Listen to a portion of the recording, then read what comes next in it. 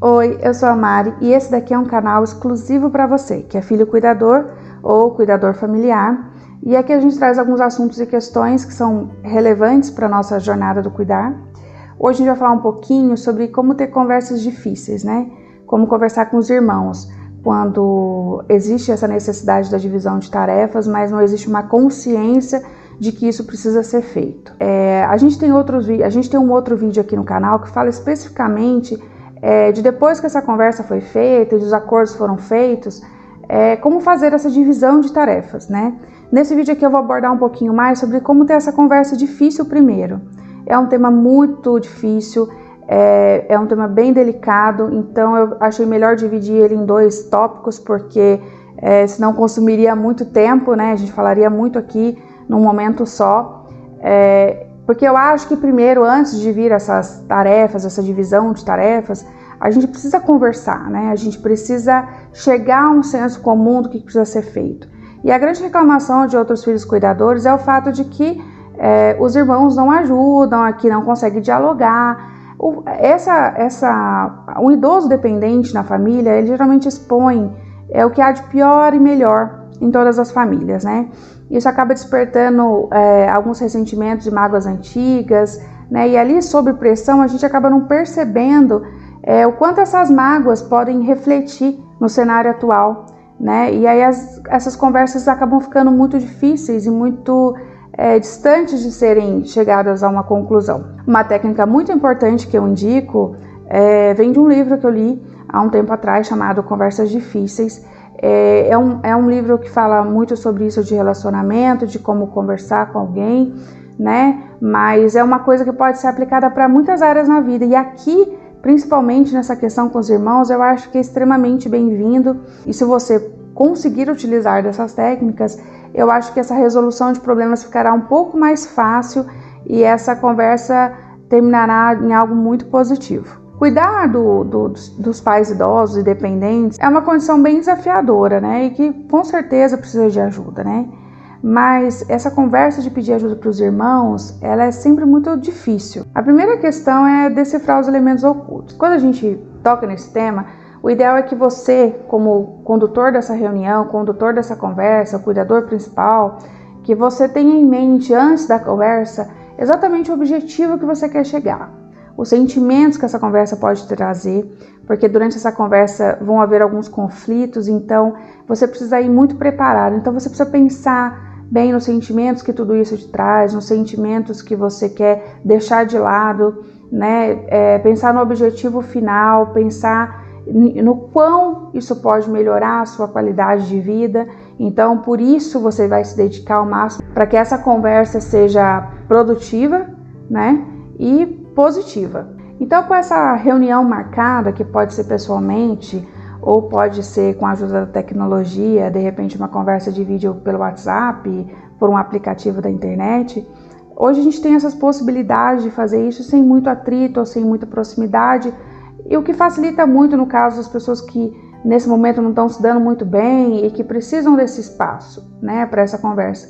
O ideal seria pessoalmente, mas se não for o caso, com essa reunião agendada, o importante é começar da seguinte maneira. É importante usar sempre tudo numa maneira de conjunto. Nunca faça você, faça fulano, eu fiz, eu deixei de fazer.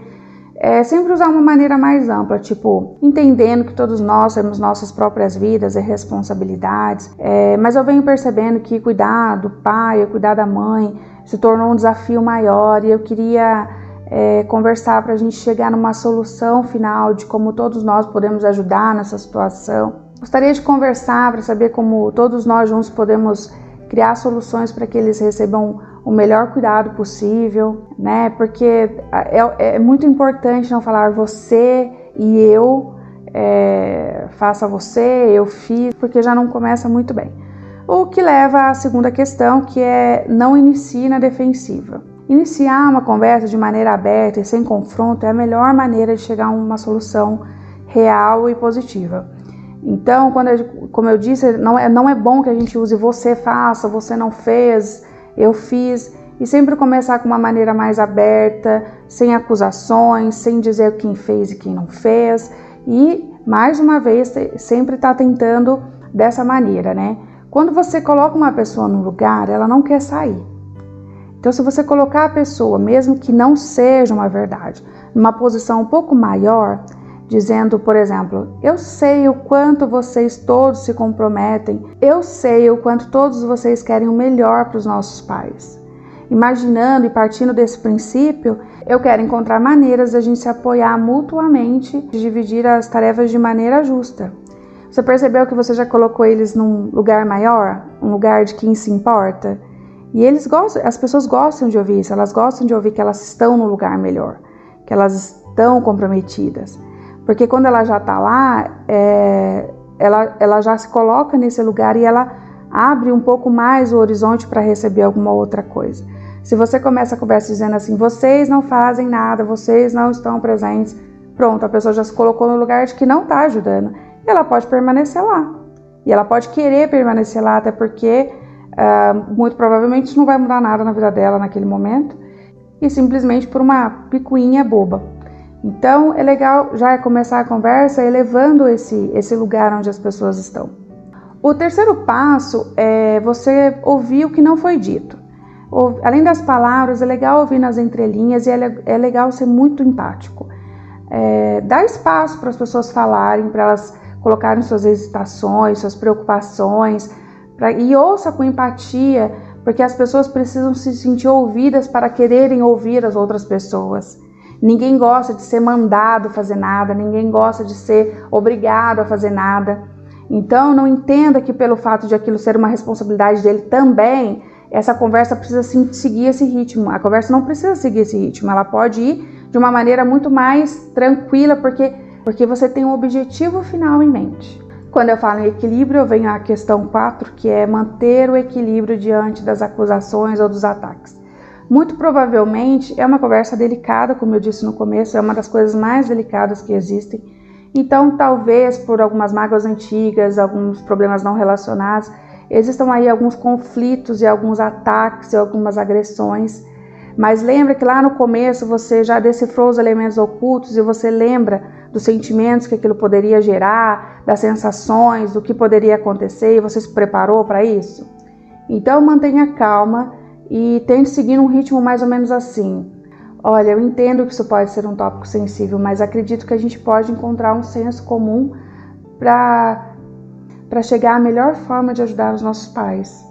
Então sempre levar para o senso comum, para a gente vai ajudar os nossos pais. Você não está me ajudando, você está ajudando os nossos pais, você vai fazer por eles, você não está fazendo por mim. Porque às vezes também parece alguma coisa muito direta, né? A pessoa está falando com você, ela está falando muito direto para você, tipo assim, eu quero que você me ajude, e de repente ela não quer ajudar você.